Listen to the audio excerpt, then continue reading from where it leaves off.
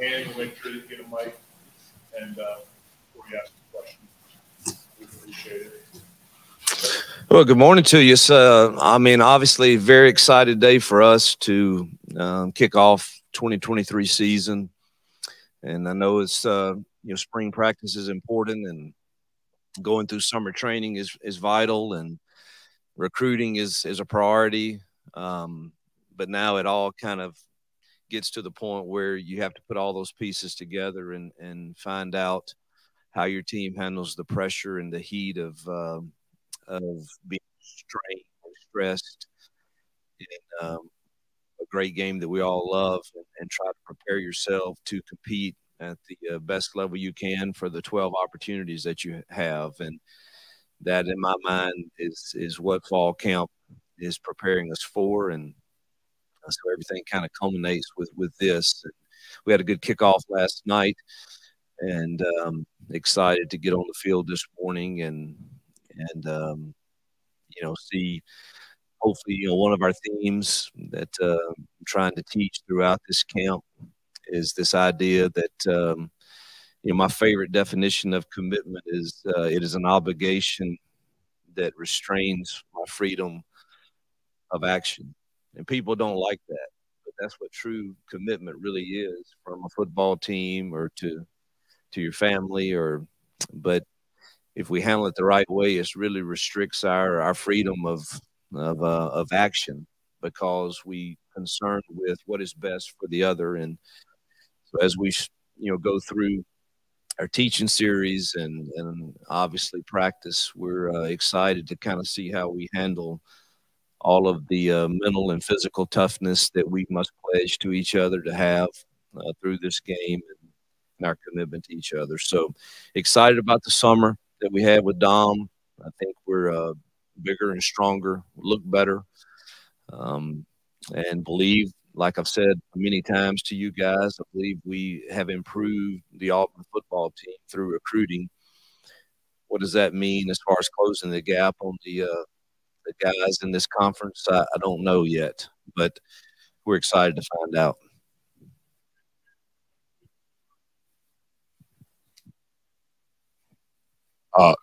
Coach, is Jarquez Hunter back at practice, and are you expecting him to be available for game one?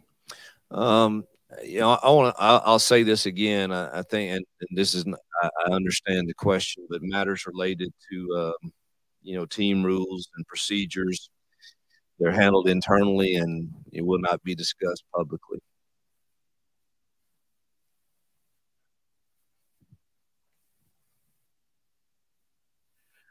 You've got over 20 scholarship players that weren't out in the spring. Just can talk about the timetable and how long it's going to take to try to evaluate them and figure where they fit.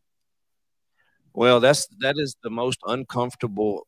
This is probably Kirk on our way down asked me, man, how excited are you about fall camp? And I said, this is the most uncomfortable fall camp I'm going into, and it's because of the new world. And obviously we have players that we added after spring ball. One's a quarterback, and I haven't coached him a single practice, and everybody's asking, what do you think? I have no idea. And so it makes me feel a little bit anxious that I feel like I may be behind in our evaluation of who we are and what we can do. And maybe we are. That's a feeling I have to battle. And I'm ready to get it, on the field and try to see what's accurate. Are we really behind in our evaluation because we have so many new faces and they're learning a new system, and or is it okay and we're on track? And so I don't know if I answered your question very well, but it's an uncomfortable feeling. But I think with the new rules as they are, to rebuild a roster, we did the right thing. And now we've got to go and hurry up and catch up if we are behind in our evaluation of everything. Coach, you added an offensive lineman earlier this week to the team. What can you tell us about what he brings to the room? Yeah, there's no secret that I thought I made that a priority.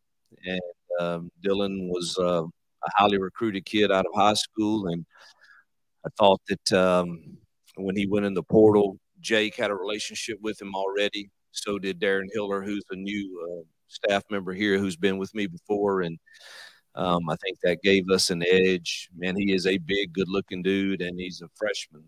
And so basically, I think we've added a guy that has a long-term future here. He fits the Auburn culture, and so does his family, and excited to have him. He's swimming right now because he just heard yesterday what we call inside zone, and that's all new to him. But he'll be patient because he is he's a freshman. And so I think it helped us depth-wise, and obviously long-term gives us.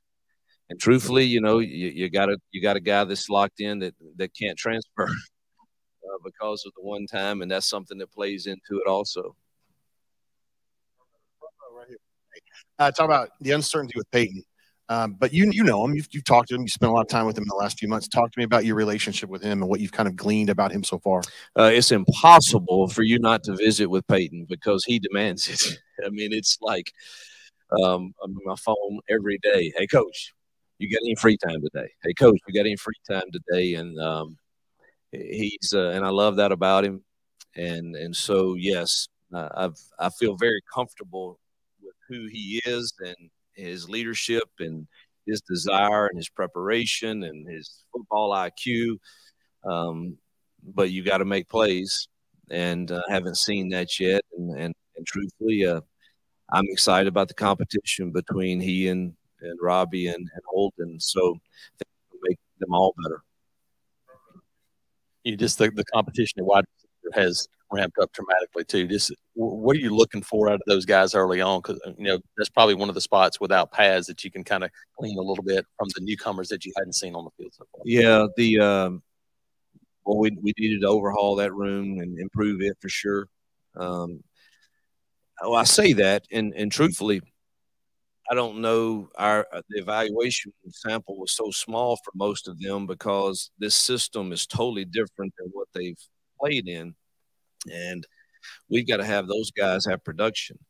And so I do think we've improved that room in recruiting, and I do think there are guys here that can be better than what they've shown. And we're excited to see. I think we've seen glimpses of that.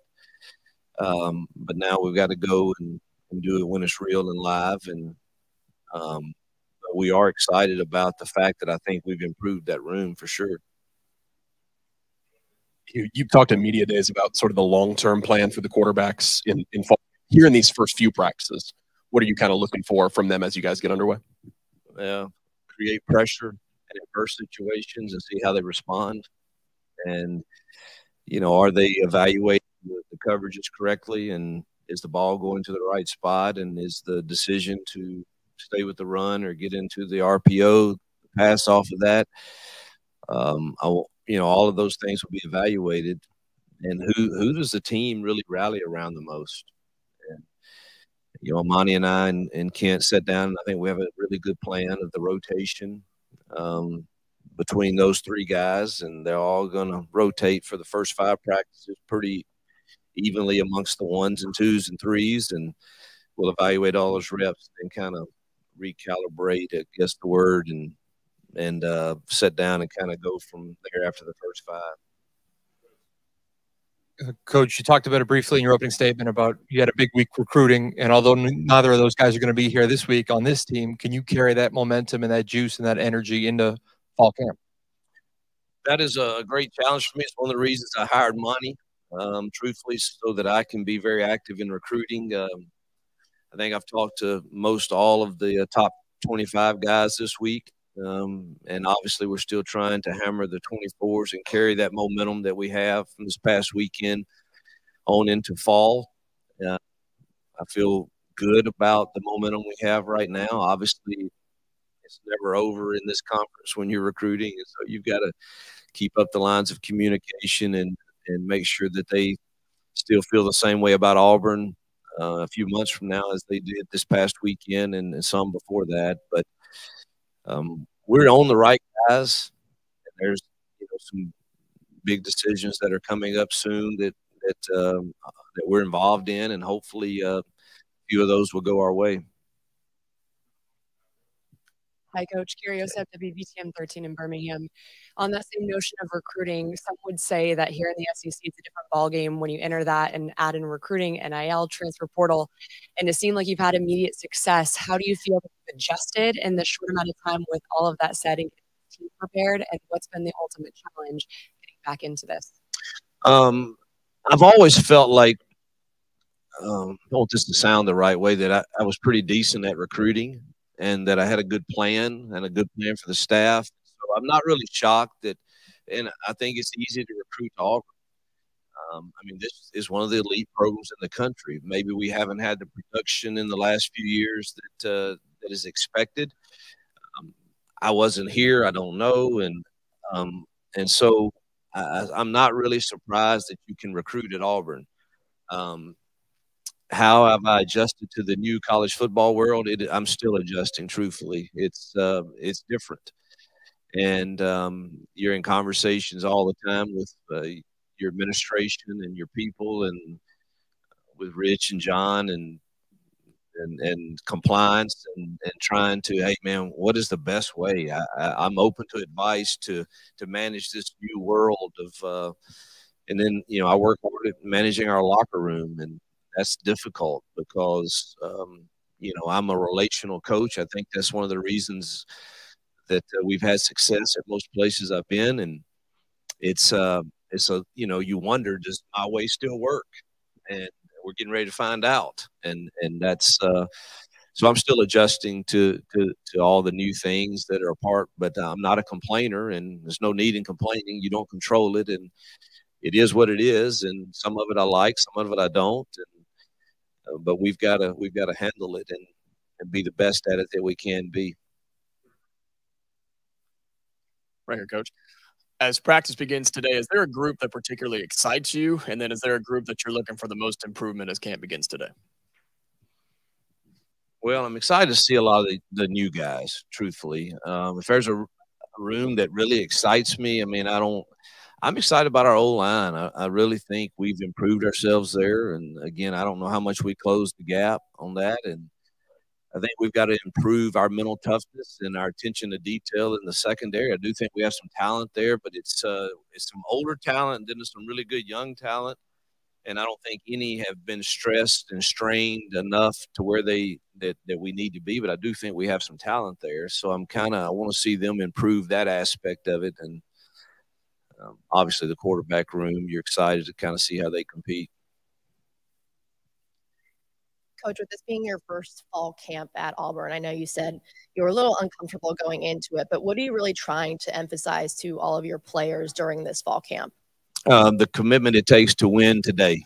Truthfully, it's really that simple to me. Is do we have that toughness, the mental and physical toughness, through the commitment that we've declared we have, and to win today, and then stack the days from today to tomorrow to the next day to the next day.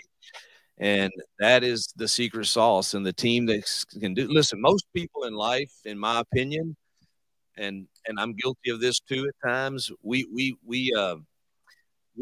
find a way to be consistent, but maybe we're really not committed. And unfortunately, when the reveal party happens, it's a little bit too late in this game. When you find out when it gets real, and oh heck, he was just consistent. He really wasn't committed on 4th and 1, and it gets revealed. And I want as few of those surprises as we can do. And so we've got to create an environment through fall camp that hopefully gives us as much information as we can have, so that we don't get that shock at the reveal party of game 1 or game 2 or game 3, and we truly find out, who's truly committed to winning today and doing things the right way. It's about I think they sent out a tweet this morning that I said last night, is about as simple as I can put it, is you have to behave as a champion before you can become one. And that's everything from nutrition to your locker room, to your timely manner, to the way you dress, to the way you talk, to the way you think. And that's why our theme's kind of been flip the script of the way we think and approach things. So I know that was a long answer, but I hope I answered it. Coach, players have made comments this offseason about you being able to bring fun back to Auburn. How have you been able to do that, and what kind of advantage does that create for you going into fall camp? Well, I hope they still say that a week from now. I mean, that it's well, I believe in whatever you do in life, there should, if you're truly walking in what you love to do and what you're gifted to do, be some joy and fun in that. And I know we live in a world that wants us to win every game, and that's probably not reality. That you're going to win every game. Very few do. If you look at the culture of our sport, very few win them all, and we want to, and we're certainly going to try. But I do think there should be part of being the Auburn experience and being an Auburn man, and is the fact that I think this place has done a nice job, and I want to continue it, of young men that have gone through our program that 10 to 15 to 20 years still have this affection for this place because of the experience that we had here. And that experience is much more than just the 12 opportunities you have in a fall. And so I hope that they will continue to say, man, Coach he's positive. He has a good vibe about him. He's fun to be around. And even when it's stressful and difficult, and truthfully, I will tear them down some during this camp, not intentionally and not with some mean-spirited part, but you will break people down, because I think, after you have failed is when you really can have great success, because you learn from those things. And so, but I do think I have the ability to immediately bring them back up too once they've had a bad day or a bad practice or bad reps. I don't think they will ever think, well, he's thrown in the towel on me. And so hopefully, what they're feeling will continue. Coach, what can you say about the rest of the running back room if the Jarquez uncertainty continues and the rest of the running backs are called into action? I loved our running back room in spring, and excited about adding Cobb and T, and I think we've got good players there. I think Damari has been like one of the best leaders on our team this entire summer and spring, and excited about his leadership in that room. The pass rushers, the Jacks, had a lot of attention in spring. You guys added some more after spring practice. What are you looking for from those guys, especially early on in fall camp? Yeah, I'm really that's a position that I'm really excited about, the new guys. I just Elijah's an incredible human being and incredible leader. He sets a great tone for our defense, and in the locker room, just being around him makes people better. And but man, adding Scenes and Jalen to that room, I think gave us some pop and some explosiveness that we needed some more of. It used to be you added stress by 3 practices a day doing all this. How do you do that in this world? Stress guys and push them. Can you give us a little insight into how those things are accomplished now? I think it's still the same way. You just don't have as many opportunities, and probably it's not as stressful physically, but the mental aspects of the way you prepare and the way you practice are still there. And obviously, we have them a long time in the film room when you're not in school, and you have these 10 or 12 days before we start school. I mean, we've got a lot of opportunities to strain them and stress them through, who's going to do the little things the right way, because how you do one thing is really how you're going to do everything at some point. And so Dom will have them some time, nutrition will have them, and obviously how they rest is important. But we'll create stress in practice and then in the film room also with guys. The film never lies, and we have to own whatever's on it. Coaches also will stress coaches. I mean, because the old saying is you either coach it or you allow it. If it's on the film, are you coaching it that way or we're allowing it? And we got to fix it if it's not the way if it's not being the way we're coaching it. Hugh, I know we asked you a few weeks ago. Do you have any injury updates for the beginning of fall camp? Do you expect anybody to be held out? I guess how healthy are you guys? But T is limited, but we'll practice from his. He had procedure done on his foot, and I think that's it. I think we're blessed. There may be a few more that are somewhat limited, but I think everybody will be out there today. Yeah, we'll monitor his reps, but he'll go. Yes, you mentioned at SC Media Days that you'd like to cut your quarterback race from 3 to 2 after about 10 days. When would you like to get it down to 1? Do you like to do it right before the season, or give the team maybe a couple of weeks to work with them? Yeah, I don't know on that yet, but I do think you got to get it down from 3 to 2 fairly quick, and give yourself 2.5, 3 weeks to find out who you're going to roll out there. And I'm not sure we can't win games with several of them. That's how I know everybody. We're all concerned about that room, and I get that. I totally get it. But I'm at the same time very cautiously optimistic that we could win some football games with several of those guys. And so, how that plays out, and heck, we may, it may be 3 games into the season before we really know this is absolutely the guy we got to roll with when it's crunch time. But I hope it's not that, but it could be.